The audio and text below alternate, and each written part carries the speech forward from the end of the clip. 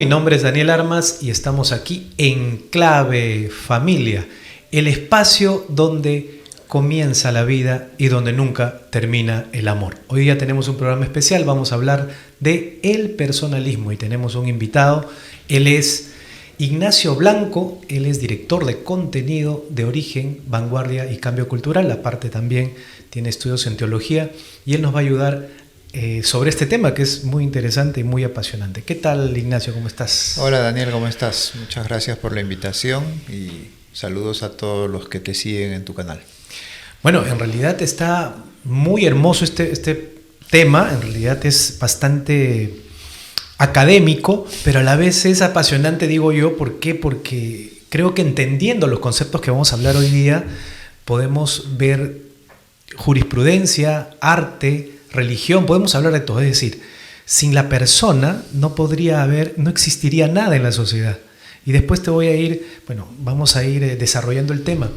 Pero quiero hablar del personalismo, pero no se puede hablar del personalismo sin la persona. Así es. ¿Cuál sería la definición de persona, mi estimado Ignacio? Es una pregunta que parece sencilla, pero no es sencilla de responder. El concepto de persona, en realidad, en la historia de las ideas, es un concepto que se toma del ámbito teológico. En su origen más remoto, el término se utilizaba en el ámbito teatral, tanto en Grecia como en Roma, ¿no? Y en los primeros siglos del cristianismo, en el intento por tratar de comprender desde la razón el misterio de la Trinidad y de las personas divinas, lo que después se categorizó como personas divinas, se toma este término y se le da un contenido, digamos, referido justamente al ámbito teológico, para tratar de explicar cómo así hay tres entidades en un solo Dios, ¿no? Que es el misterio de la Trinidad. Por definición, un misterio es inabarcable, incomprensible plenamente, pero desde la razón el ser humano puede tratar de o llegar a una cierta comprensión de eso que nos reveló Jesús en el Nuevo Testamento. Es decir, que Dios, siendo un solo Dios, son tres, lo que hoy día nosotros llamamos tres personas, tres realidades. Entonces, el término persona pasa de este ámbito teológico al antropológico, digamos. La antropología es la parte o la rama de la filosofía que trata de entender qué es el ser humano, ¿no? Antropos en griego significa hombre, ser humano, ¿no? Entonces, cuando ya pasa a la antropología, a la filosofía, a la reflexión sobre qué es el ser humano, iluminado por la revelación, ¿no? la teología, entonces se comprende que el ser humano es un ser distinto de todo aquello que existe en el mundo creado, ¿no? Y con el término persona se le está dando, se le dota, digamos, de algunos atributos, y por otro lado se le refiere a un horizonte de comprensión que está más allá del ser humano. Es decir, para ponerlo en fácil, es como que se dijera, para entender con cabalidad qué es este ente, este ser que nosotros llamamos hombre, mujer, varón, mujer, hombre, ser humano, tenemos que entenderlo a la luz de su creador, que es un ser personal. ¿Estamos? Uh-huh. Entonces, eso es súper interesante. Y bueno, así se van llegando a distintas acepciones, digamos, o ya definiciones de lo que es una persona, ¿no? Pero más que una definición, es más interesante, creo yo, si vamos conversando y vamos entendiendo la persona a la luz de ciertos atributos. Es decir, tú puedes entender algo, no sé, algo tan sencillo como un vaso, ¿no? Tú dices, bueno, ¿qué es un vaso? Entonces tú, viendo y observando cómo se comporta un vaso, tú dices, bueno, un vaso es algo que permite contener, sin que se desparrame, un líquido. Y puede tener cosas esenciales y cosas accidentales. El vaso puede ser transparente o puede ser opaco, como es el caso de este de acá. y eso no cambia la naturaleza o la sustancia de lo que es un vaso. En cambio, si un vaso, si no pudiese contener el líquido, ahí sí se afecta lo que es esencial al ser vaso. ¿Me explico? Entonces, desde esa perspectiva, cuando nos aproximamos a la persona, hay cosas que son sustanciales para que uno diga, este ser es una persona. Y hay otras que son accidentales.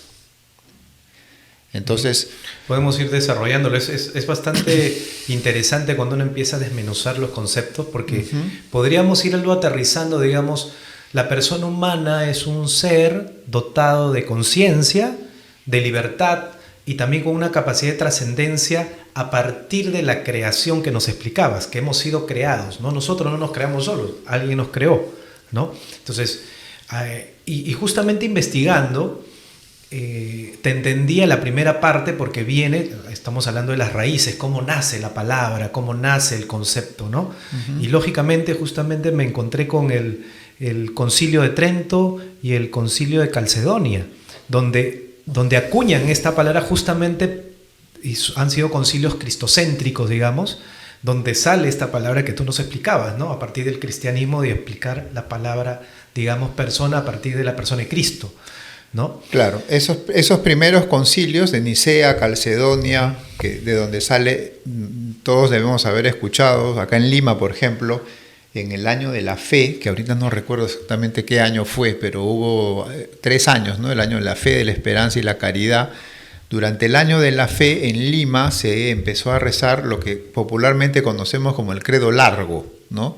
Que es el credo niceno-constantinopolitano, porque es la profesión de fe que se recoge en el concilio de Nicea y en el concilio de Constantinopla, que como bien has dicho, los primeros concilios de la Iglesia son concilios que se reunieron para tratar de entender mejor quién es más bien Cristo y cómo entender esta revelación absolutamente disruptiva y novedosa de alguien que dijo de sí mismo que era no solo hijo de Dios, sino Dios mismo él, ¿no? Revelación con B chica, por si acaso, no estamos hablando de rebelión, revelación, con la B grande. Sí, revelación con y eso B es muy chica. interesante. Dios se revela a partir de esta encarnación de hacer vida, ¿no? Y de dejarnos también, y ahí lo podemos seguir desarrollando, porque cuando llegamos a la persona, llegamos también, y quiero empezar con los términos jurídicos, artículo 1 de la Constitución Política del Perú, ¿no?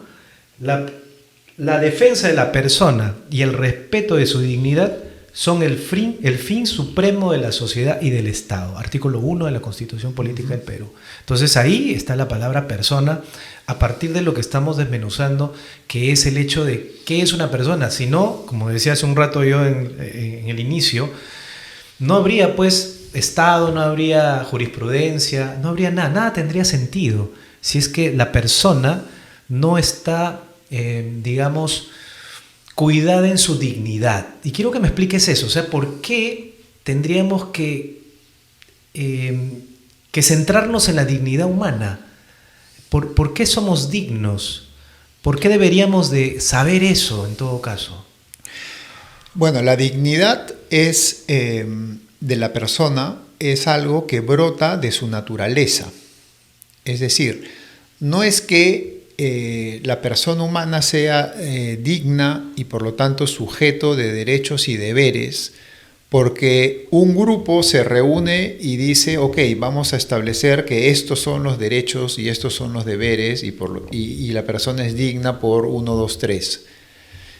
No es algo consensuado, no es fruto de un consenso, no es el resultado de una disquisición o de una toma de posición de un grupo de gente, sino que es algo que brota de la naturaleza misma del ser, que es, en este caso, la persona humana.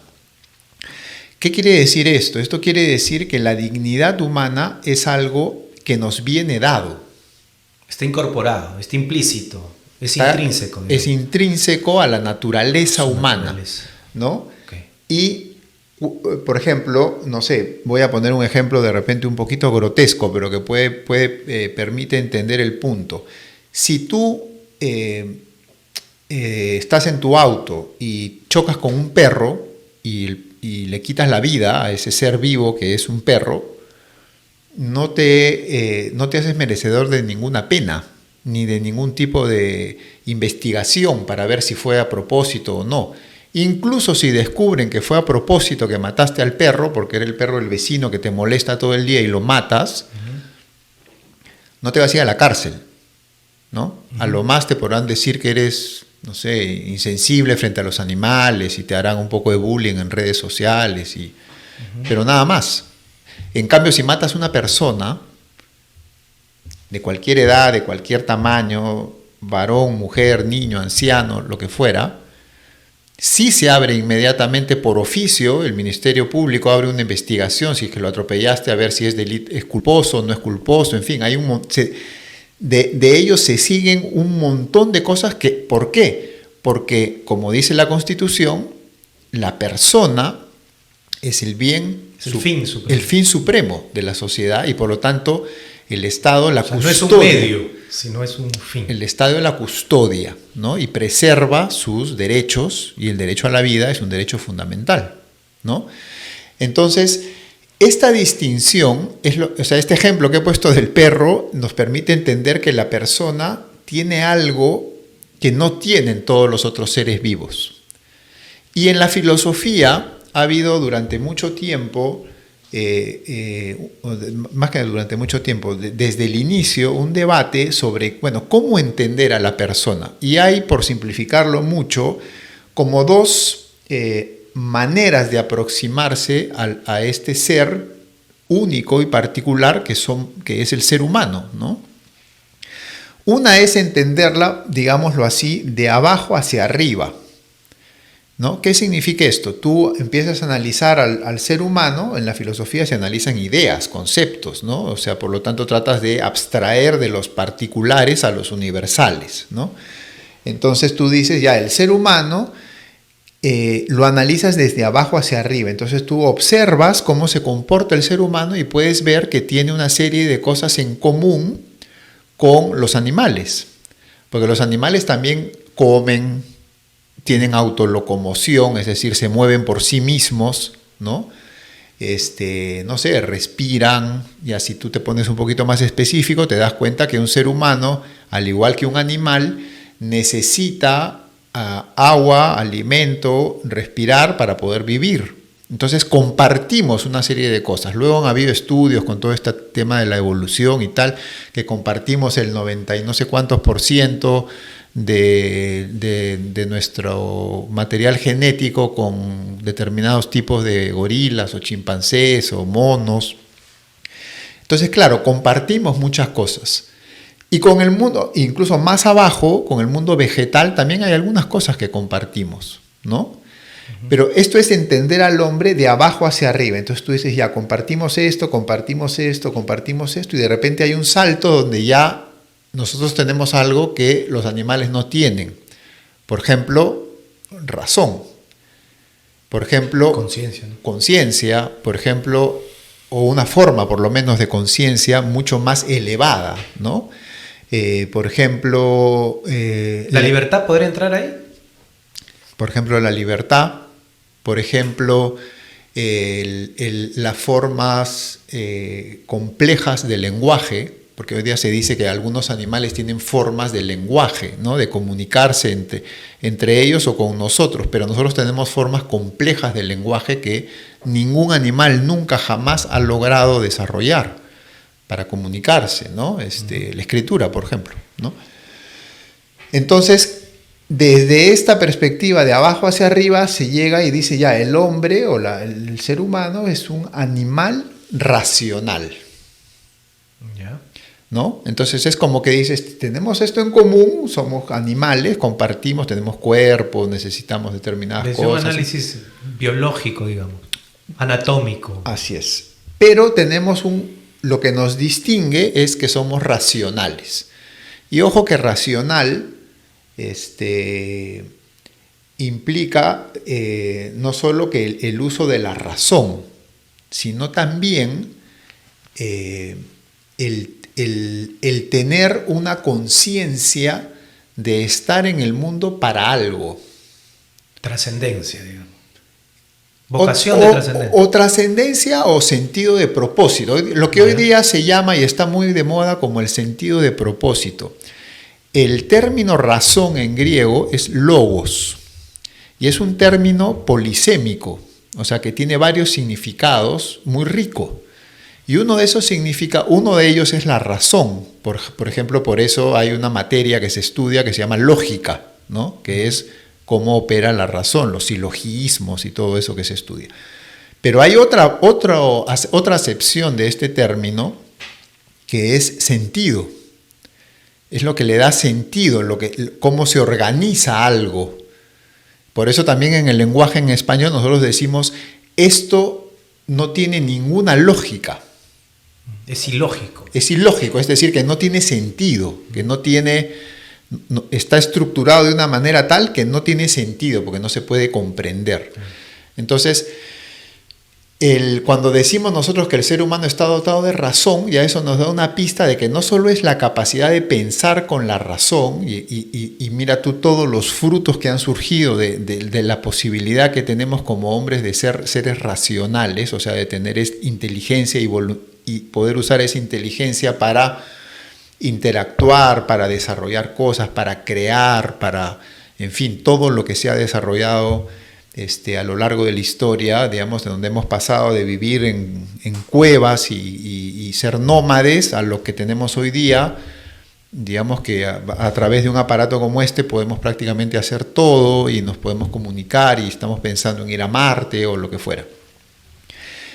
No solo es eso, sino que además también el término razón nos abre o nos da un indicio de decir, oye, tú estás acá por algo, con un fin.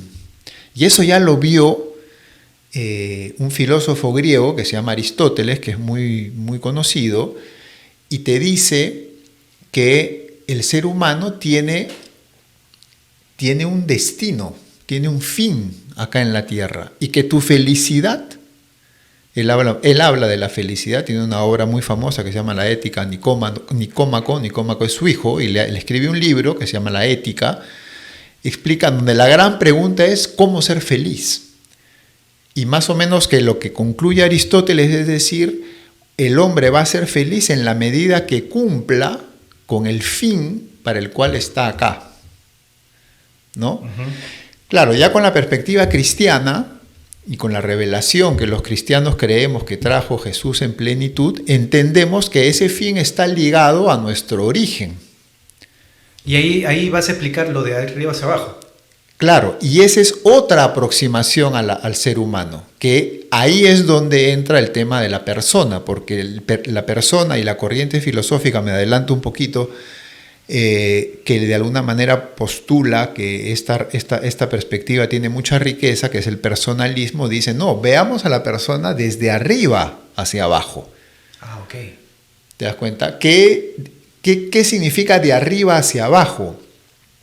Significa que el punto de entrada de comprensión no es lo que tenemos en común con los otros seres vivos, sino más bien es aquello que nos hace partícipes de un mundo trascendente, ¿no? Uh-huh. Entonces, ¿qué es eso? Y ahí está, por un lado, cosas que has mencionado tú, como la conciencia, la libertad, la capacidad de, que es algo esencial, que es la capacidad de relacionarnos unos a otros. Cuando hablamos de persona, estamos hablando fundamentalmente de eso, de ser... Sí. Pero hablamos de vida, o sea, si hablamos de vida, cuando hablamos de persona hablamos de vida, ¿no? De vida. Y hablamos también de familia.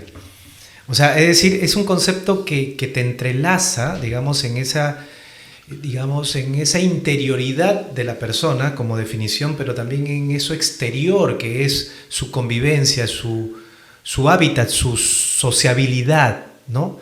Es decir, también trasciende a partir de sus relaciones, te estoy entendiendo lo que dices, a partir de que también la persona en su desarrollo, digamos, social, llega a trascender a partir también de su relación con los demás, de entender al otro como una persona tan valiosa como él mismo. Así es. Y eso es algo muy interesante cuando uno se pone a comprender, porque si uno comprendiera eso, entendería que lo que dice la Constitución, y después con el artículo 2, donde habla de la vida, tú dices, claro, entonces no es que los políticos o la gente que hizo esta jurisprudencia estaba loca, sino que sobre la base de la persona con su dignidad, ¿no? No podemos matarla, por ejemplo. Totalmente. O sea, alguien comprendería que el aborto sería realmente algo muy escandaloso en una sociedad donde la persona es lo más importante. Totalmente. Y eso que tú dices es muy cierto, y por otro lado nos permite avanzar un punto más, que es que la aproximación a la persona o al ser humano entendido como persona, digamos que lleva a un escalafón más alto, algo que ya los griegos, en concreto Aristóteles, también ya había de alguna manera previsto, que es que el ser humano es un ser social, ¿no? Aristóteles decía, en griego es zoon politikon, ¿no? Es un ser vivo, pero que es, politikon viene de polis, de donde viene política también, pero la polis es el lugar donde todos viven juntos, ¿no? Lo que hoy día llamaríamos una ciudad, digamos, pero que tiene en la Grecia antigua tenía una connotación muy comunitaria. La polis era como tu familia grande, por decirlo de alguna manera. Entonces, entender al hombre como un ser social ya te está hablando de que de eso que para el personalismo o para la comprensión de la persona es esencial, que es el ser en relación, estar abierto al encuentro con otros, con el otro, ¿no? Pero, y ahí es donde digo yo que vamos un paso más, y es que cuando nos referimos, volvemos un poquito al inicio, cuando decimos que la comprensión del ser humano como persona le debe mucho a la teología y digamos, al ámbito teológico desde el cual se comprende el misterio de Dios y se le aplica la categoría de persona al Padre, al Hijo y al Espíritu Santo, eso nos da una luz que es increíble. ¿Por qué? Porque te dice que tú no solo has sido creado por Dios a su imagen y semejanza, como dice el Génesis, sino que has sido hecho partícipe. O sea, todo ser humano es hecho partícipe de algo que es propio de Dios. Y es ese ser en relación. El Padre es Padre por su relación con el Hijo. Y el Hijo solo es Hijo por su relación con el Padre. O sea, es algo que está, digámoslo, en el corazón mismo de quién es Dios. Y Él nos ha hecho partícipes de esa realidad, creándonos con esa apertura al encuentro con otro, con el otro. Y ese otro es, en primer lugar, Dios mismo y también nuestros semejantes, ¿no? Pero, y acá llegamos al punto, digamos, de avance, es que tú para ser pleno, para ser, digamos, en términos más coloquiales, o lo que hoy día está tan de moda, para ser feliz, para realizarte, no puedes prescindir de esa realidad, de ese atributo, esa característica de estar abierto al encuentro con el otro. Y entonces tú dices, alguien podría decir, claro, entonces de alguna manera tú te tienes que valer del otro para tú alcanzar tu propia felicidad. No es que te vales del otro, porque el encuentro implica justamente, o sea, unidad es preocuparte más, como decías tú, por él que por uno mismo.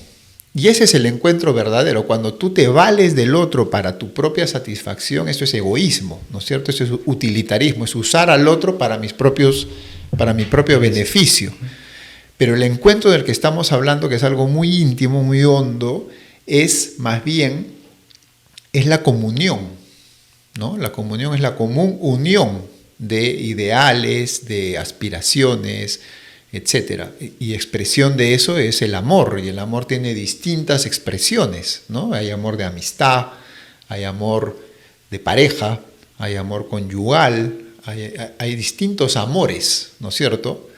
Entonces, a mí me parece fascinante esa perspectiva, porque tú vas viendo cómo la comprensión de qué es el ser humano, que ha sido una pregunta que nos acompaña desde que estamos sobre la Tierra, ha tenido distintas etapas, y los que de alguna manera haciendo uso de su razón, han ido dando avances muy, muy precisos y muy interesantes sobre quiénes somos y qué hacemos acá.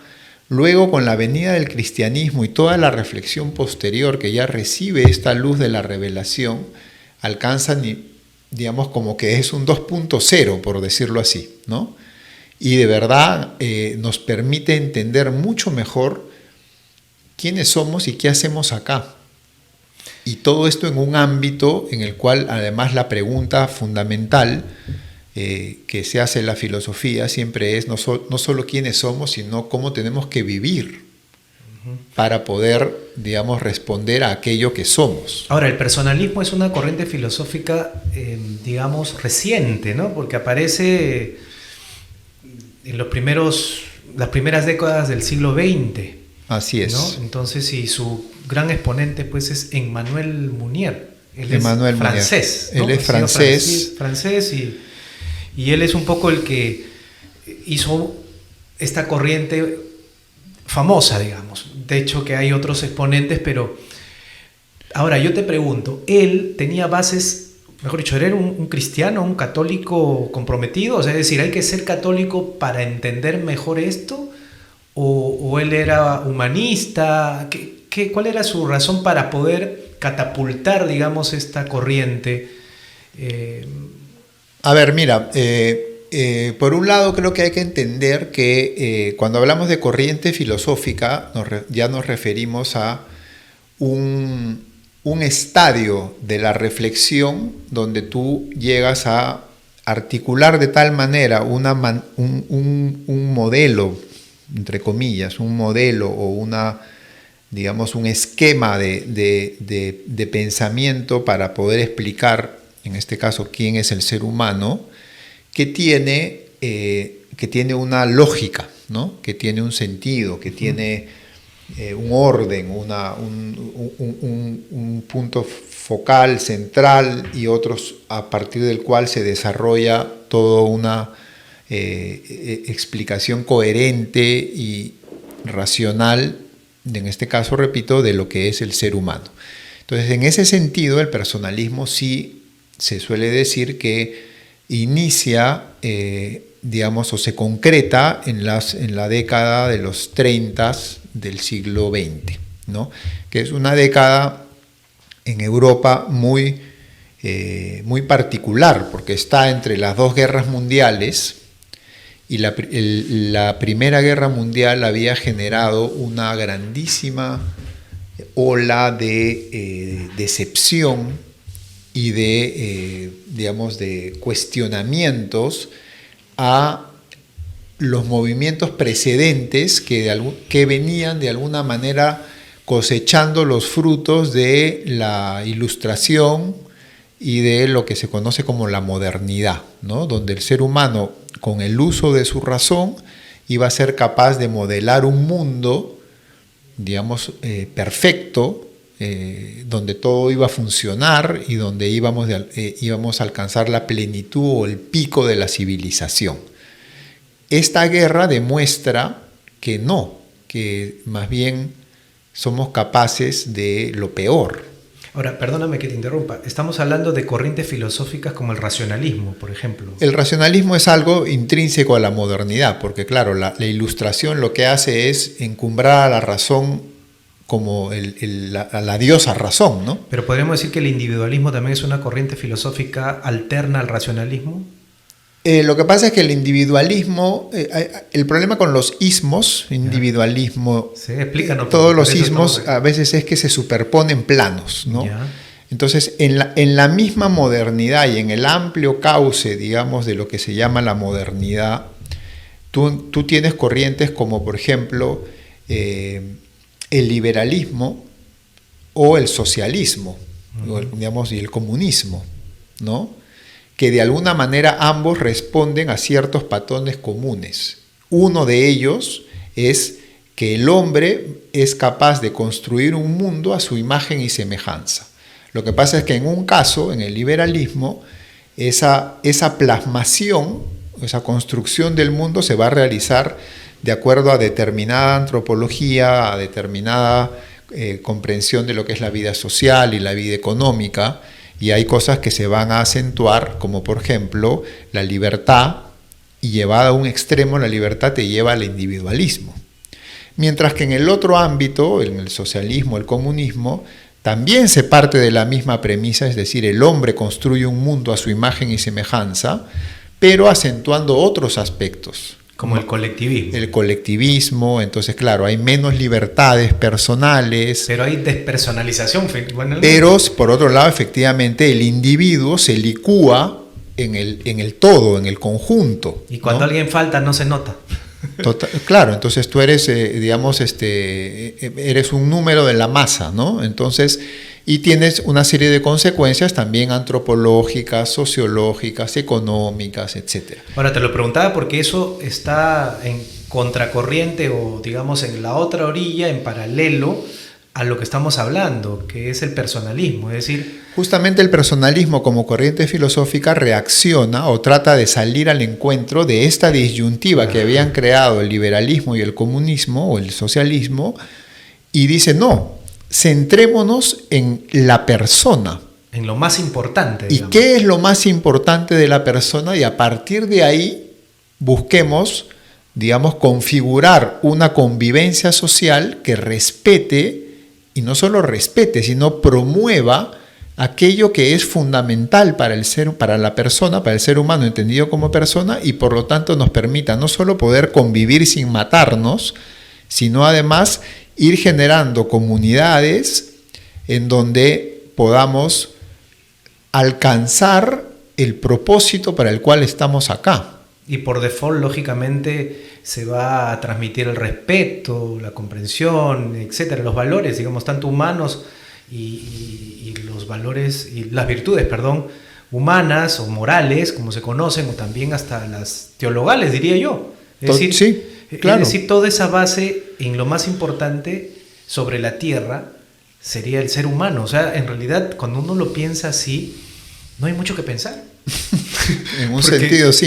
Y estas personas, digamos, los que han promovido el personalismo, nos han llevado hasta ahí para darnos cuenta que lo importante, lo esencial, lo crucial, digamos, es el ser humano. Y a partir de ahí, bueno, yo como católico comprometido me doy cuenta que Dios, al haber creado ese ser tan fantástico, tan impredecible por sus capacidades, o sea, tan trascendente, y que aspira también a la unidad, porque esa palabra creo que también es muy importante, ¿no? El hecho, lo que explicabas acerca de esa común unión, ¿no? Que tendría la vez pasada estaba leyendo un libro del tema de las conversiones, ¿no? La conversión, vivir en gracia, que es una conversión, digamos, usual, pero también esa conversión que tiene que ver más allá, que los santos, por ejemplo, la han vivido, ¿no? Uh-huh. A partir de la contemplación, a partir de la oración intensa, ¿no? De esa querer pasar con tu Creador, ¿no?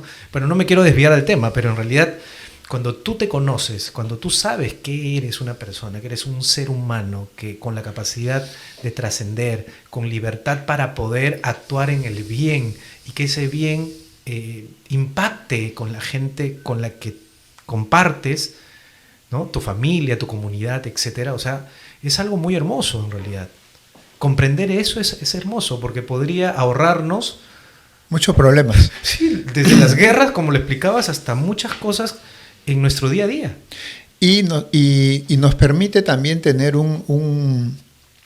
digamos, una comprensión de las cosas que ayuda a entender qué cosa es esencial y qué cosa es accidental, ¿no? Son dos conceptos clásicos en la filosofía, pero que más allá de lo teórico, llevados a lo práctico, ayudan mucho.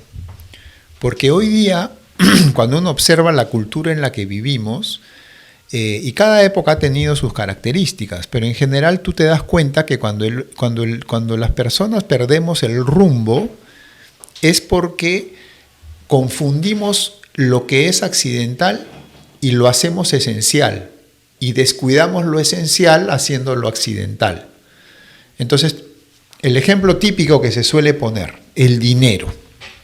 Entonces tú dices, claro, el dinero, en la manera como está configurado nuestro mundo el día de hoy, nadie puede vivir sin generar plata, sin generar dinero.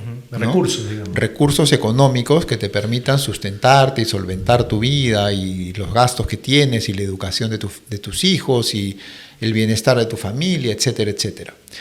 Pero, entonces, claro, tú dices, bueno, yo como padre de familia o la pareja, digamos, papá y mamá dirán, bueno, una de nuestras tareas fundamentales es proveer a nuestra familia y generar los recursos necesarios para poder sustentar nuestra vida y nuestro futuro. Básica, desde lo básico hasta, ¿no?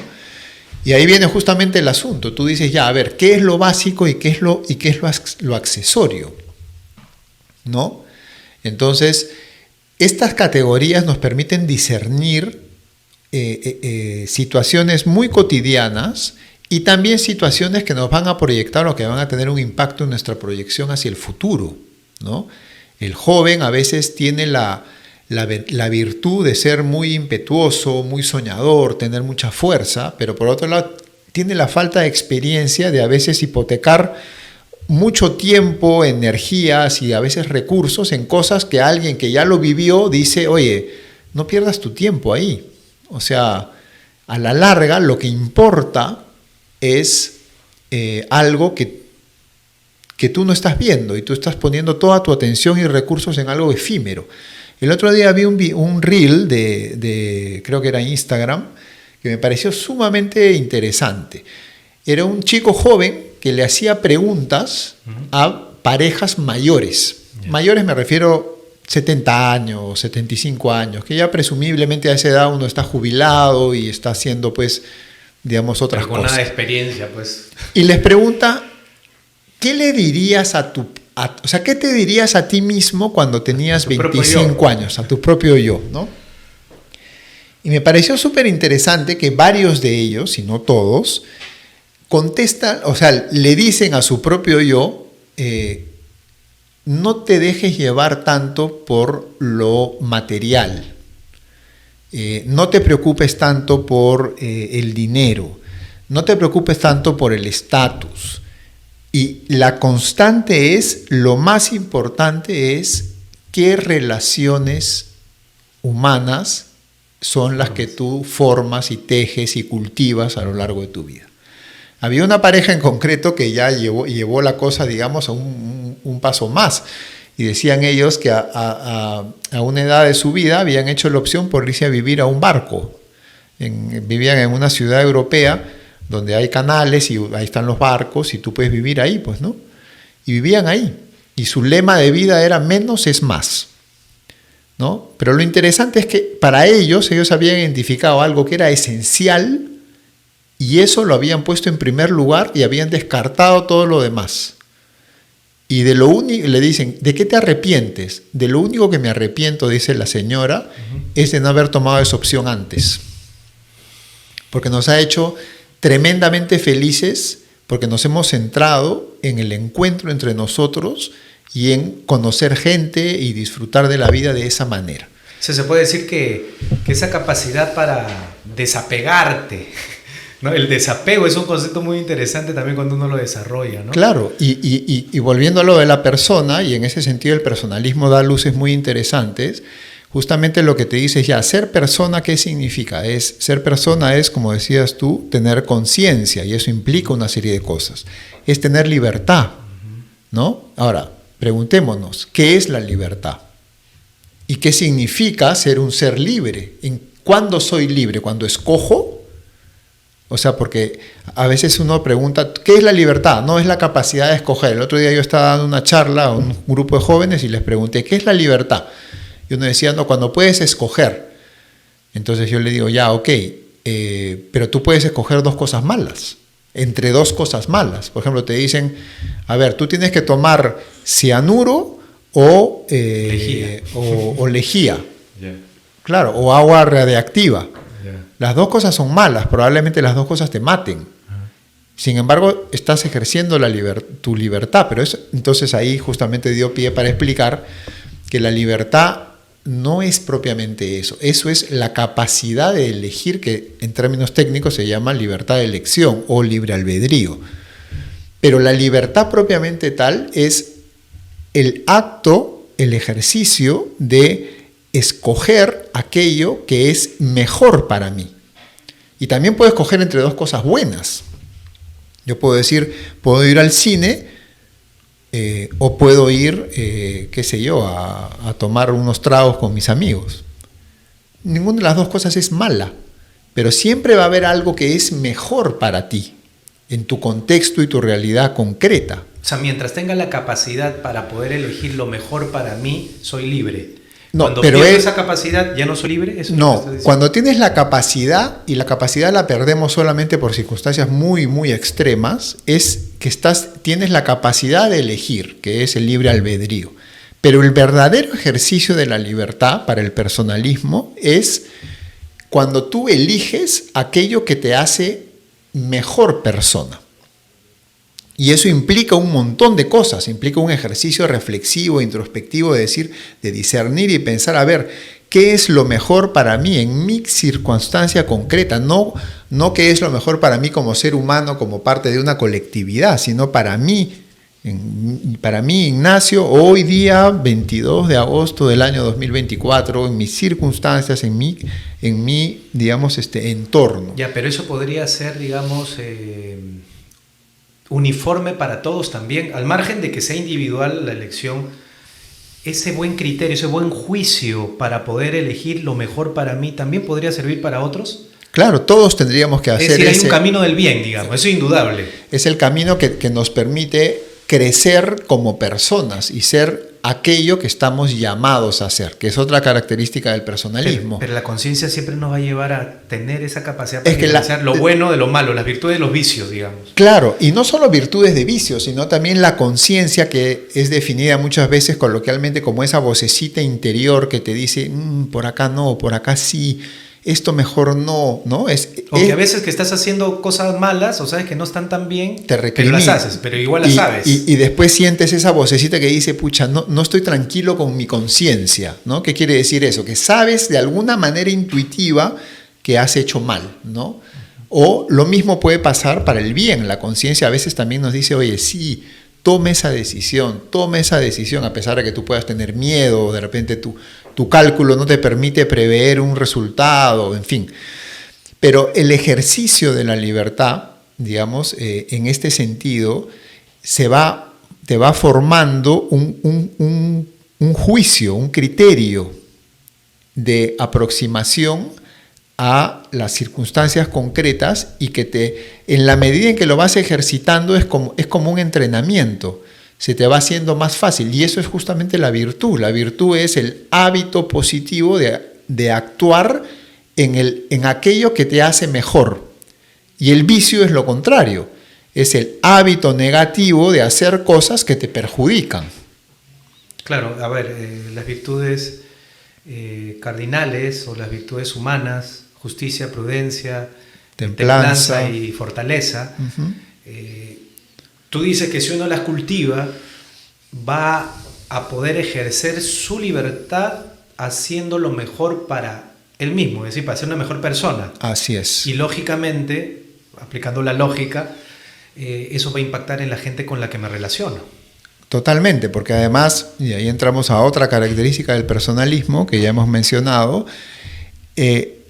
tú para, digamos, entendiéndote a ti mismo como una persona que siempre está conectada con su entorno social, por claro, eso... Desde que sale de tu casa, digamos. O sea, no hay persona que no vive en comunidad, en una comunidad humana, ¿no? Entonces tú no puedes entender o no puedes disociar tu bienestar o tus opciones de los demás, de cómo van a impactar en los demás y cómo las de los demás impactan en ti. Entonces se da un entramado que es lo que hace la vida, digamos, en el fondo tan bonita, ¿no? O sea, que es que nos tenemos unos a otros. Porque la perspectiva individualista que mencionabas tú, que sería antagónica al personalismo en ese sentido, es, o sea, yo busco mi bien, y en esa perspectiva, incluso llevada al extremo, tú puedes decir, el otro para mí es un medio. O sea, yo digamos, me voy a beneficiar de él, y si me perjudico me alejo.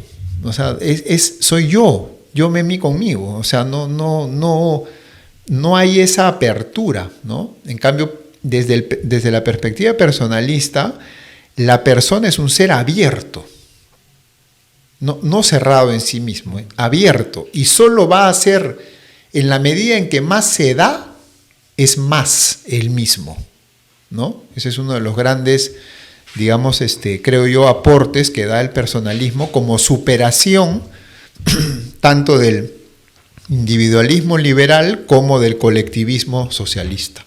Mira, yo he traído aquí un pedacito de lo que Emmanuel Mounier en su manifiesto al servicio del personalismo dice, ¿ya? Una persona es un ser espiritual constituido como tal para una forma de subsistencia y de independencia de su ser.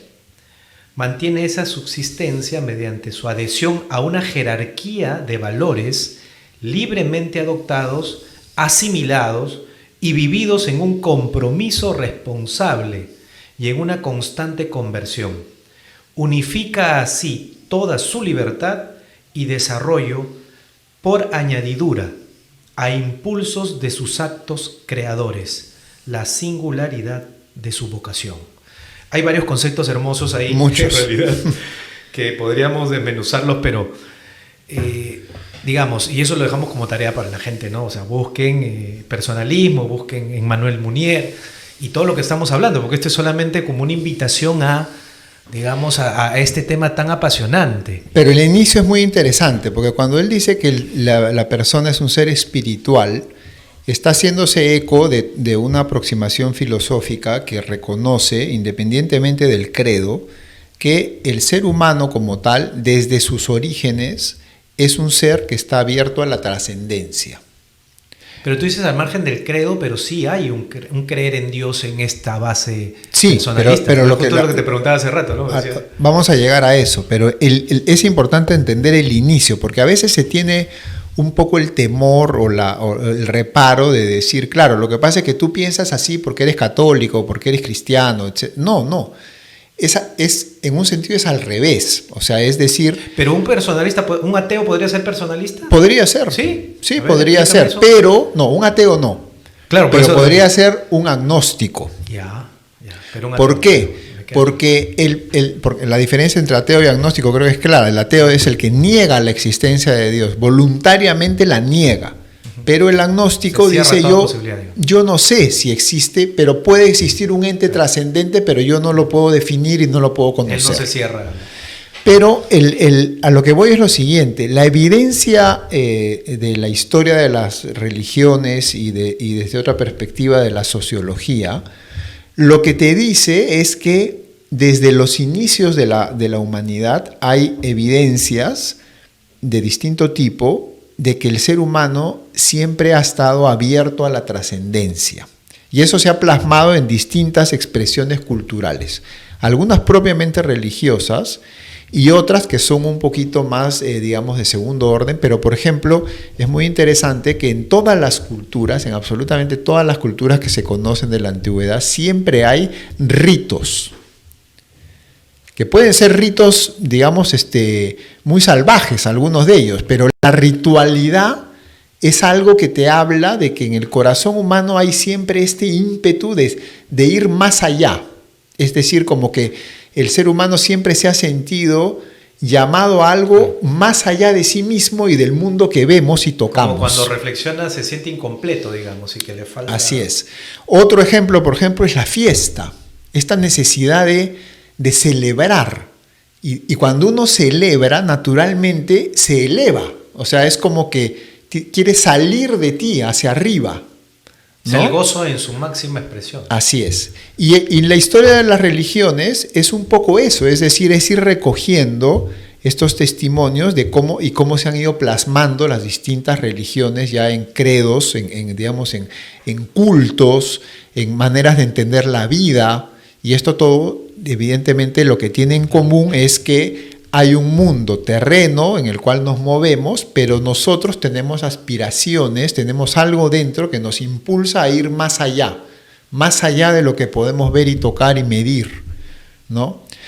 Eso en el cristianismo evidentemente no solo se encuentra presente, sino que además es llevado para nosotros, los que somos cristianos católicos, a su máxima expresión, porque es decir, esa aspiración que está presente en el corazón humano, y nosotros decimos está ahí porque en el fondo fuimos creados por Dios, que es la trascendencia, y nos puso esa semilla de eternidad, digamos así, en el corazón, es respondida plenamente por Él cuando el Verbo eterno de Dios, la segunda persona de la Trinidad, se encarna y se hace uno de nosotros y nos viene a decir quiénes somos nosotros, quién es Él y cómo tenemos que hacer para llegar a Él.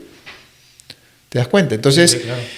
El personalismo ya como corriente filosófica recoge esa tradición de la historia de las religiones y lo que hemos hablado al inicio, pero desde una matriz evidentemente católica, porque nace en Europa, y Europa a principios del siglo XX era fundamentalmente católica, todavía no había el nihilismo y todas sus secuelas todavía no habían arrasado, digamos, con el continente europeo como ahora sí, ¿no?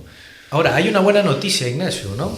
Es decir, va a haber un evento, sí. va a haber, digamos, como esta corriente, no sé si a partir de Origen, Vanguardia y Cambio Cultural, que quiere impulsar. Porque esto que me has contado a mí me parece fabuloso, fascinante, en realidad son conceptos muy hermosos. Sí, mira, nosotros como asociación, de hecho nos definimos como una asociación, digamos, de cuño personalista, o sea, tenemos toda esta aproximación detrás y desde ahí es que entendemos la necesidad de promover y defender los valores que trabajamos, la vida, la familia, la libertad y la identidad. Y siempre estamos en el afán y la búsqueda de encontrar personas que nos puedan ayudar, iluminar para seguir avanzando, porque esto es un trabajo siempre en proceso, ¿no? Y hay un exponente del personalismo español que se llama Carlos Díaz. Él es un filósofo, es doctor en filosofía, es doctor creo que también en educación y en psicología, tiene 3 doctorados y varias maestrías, una persona ya digamos, con muchos años de experiencia en la enseñanza, y hemos logrado contactar con él y él está viniendo al Perú a dar una conferencia que va a ser el día 5 de septiembre. 5 de septiembre. En el auditorio de San Antonio de Padua, de la parroquia San Antonio de Padua. Si alguien quiere participar en esta conferencia, en la cual además va a estar a la venta su libro, porque le estamos publicando un libro que se llama Ideas para Educar, ¿no? El evento y la conferencia es educar a la persona en tiempos de posverdad, ¿no? Educar a la persona en tiempos de posverdad. Así es. Y yo les voy a dar acá, hay un WhatsApp para el que quiere información, al 960-746-271. 960-746-271. Ya, entonces uno puede mandar un WhatsApp al 960-746-271 y pedir, digamos, información adicional sobre este evento. Ahí les van a mandar una manera que es muy sencilla para inscribirse, que les van a mandar un enlace en el cual llenan sus datos, hacen el pago, suben su comprobante y listo. Ese día pueden comprar la entrada a la conferencia o la entrada a la conferencia y el libro, que les va a salir más económico que comprar las dos cosas por separado, ¿no? Bueno, los que han estado aquí en este programa yo creo que van a estar, yo voy a estar en primera fila ahí por si acaso, ¿eh? Porque este tema es apasionante para lo que hacemos. Y creo que si difundimos esto va a ser también un granito de arena para nuestra sociedad. Muchas veces nos quejamos, pero no hacemos. Entonces hay que formarnos.